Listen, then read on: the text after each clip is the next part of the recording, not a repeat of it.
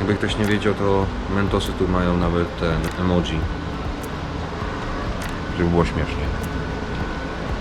Więc kupiliśmy bilet do Puerto Princesa. Lecimy jutro o godzinie 5, lądujemy o godzinie 6, jeżeli się nie mylę. I na miejscu będziemy szukać, czy zostajemy w Puerto Princesa, czy ja osobiście chciałbym pojechać do San Vicento i tam zostać sobie przez około 2 noce. Już mówię? Lecieć 3 noce, bo tam jest bardzo ładnie, kolorowo i jest dziko.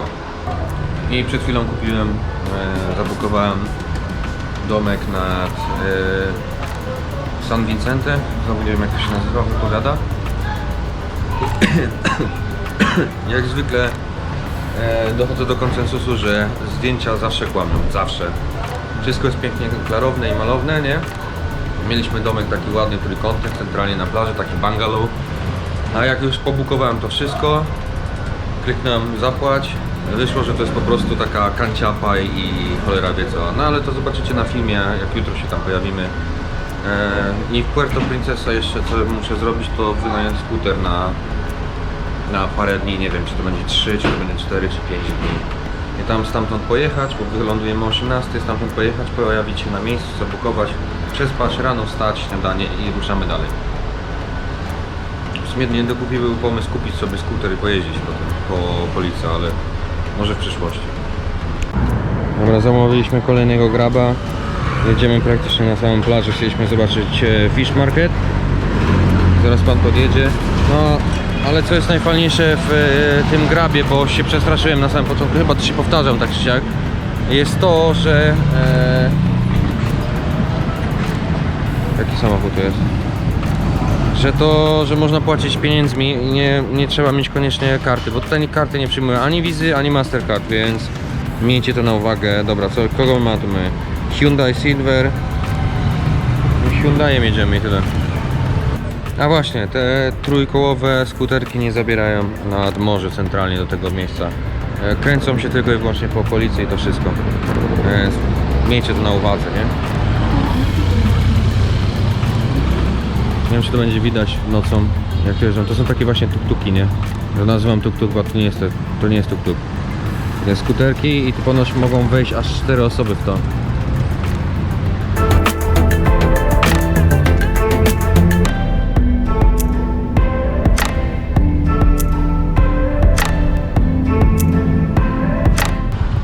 No widzę, że Azjaci uwielbiają supermarkety, nie? To są... Jak to się nazywa? Jeszcze raz pomóż. Galerie, uwielbiałem galerie. Ale te galerie, co tutaj oni mają, to są astronomicznie gigantyczne.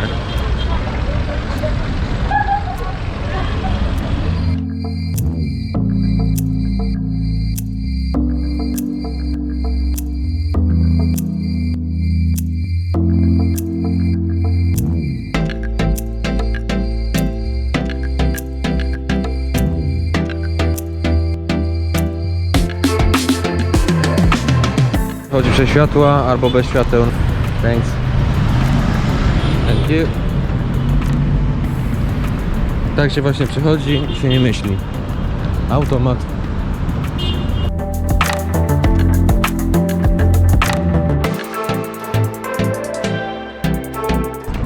Masz tak, biała taksówka widzi białego. Pi, zatrąbić, byle tylko zabrać. No to jest wszędzie oczywiście, ale mimo wszystko białego jak zobaczę, to skarbonka. Można coś zaugrać. Dobra, lecimy dalej. A tutaj coś ciekawego macie, nie? Centrum restauracji, seafoody, barbecue i tak dalej. A popatrzycie w prawo, maszyny budowlane, droga rozrąbana. To jest naprawdę ciekawe. To jest w zasadzie nie jako budowlane, tylko już złomowisko. Wszystko wygląda jak się już rozpadło wieki temu. Po prostu zostało tutaj i się utylizuje. Więc no ciekawe. Z jednej strony czuć zapach ropy, czuć zapach smaru, a z drugiej strony czuć zapach jakiejś magii z seafoodami i tak dalej. Po prostu magia. Magia.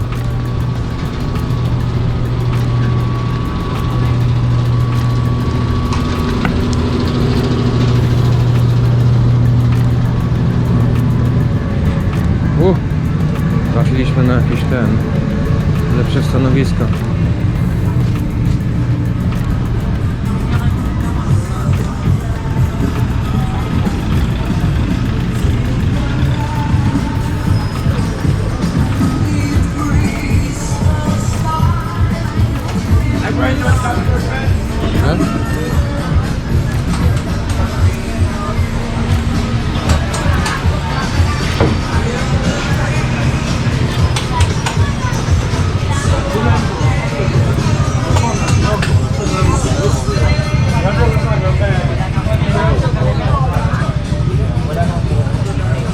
Hello, sir. Hello.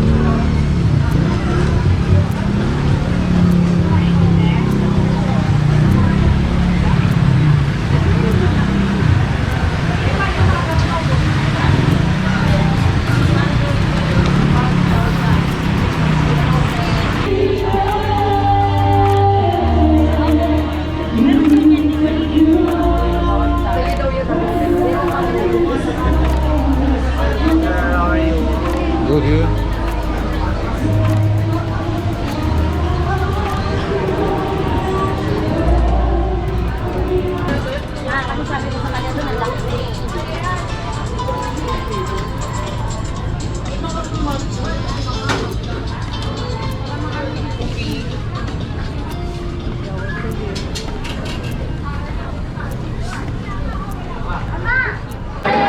Dobra, i trafiliśmy na chyba największą w Manili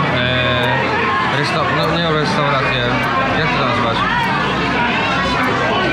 Zespół, to jest restauracje, sklepy z rybami, bo to jednocześnie macie po środku restauracje, sklepy rybne, a po bokach macie restauracje, więc wylądowaliśmy tutaj, zamówiliśmy parę rzeczy i zobaczycie w międzyczasie, co to jest do jedzenia. Zamówiliśmy parę ciekawych rzeczy, a co z tego wyjdzie, to... A i w międzyczasie pokażę wam mniej więcej menu.